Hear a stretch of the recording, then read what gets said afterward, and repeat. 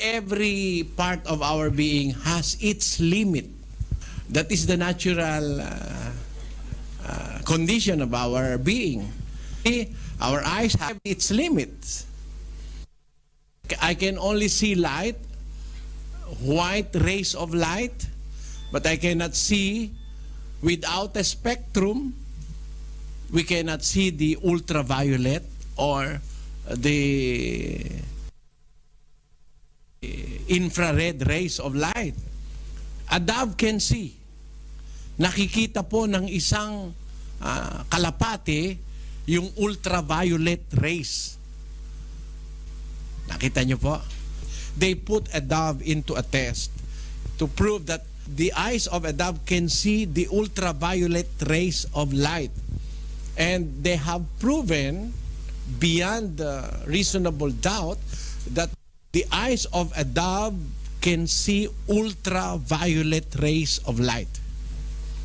So, our eyes have its limits, our strength. Everything in our being has its limit. The only thing that can go far beyond our means is our thinking. We can think that we are a Superman and jump from the 22nd floor and then die. Just what happened to a drug addict who think that he is like Superman and jumped from the 22nd floor and died. That's why, biblically speaking, God do not want us to think whatever we want to think.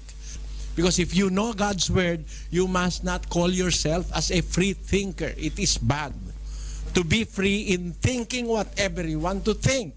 Let us read Romans chapter 12, verse 3. It says, For I say, through the grace given unto me, to every man that is among you, not to think of himself more highly than he ought to think, but to think soberly, according as God hath dealt to every man the measure of faith. See? Not to think highly than he ought to think, but to think soberly, according as God hath dealt to every man the measure of faith. Biblically speaking, our thinking must be disciplined by soberness, simplicity. Our thinking must be regulated by God's wisdom and words. We are not free to think whatever we want to think of.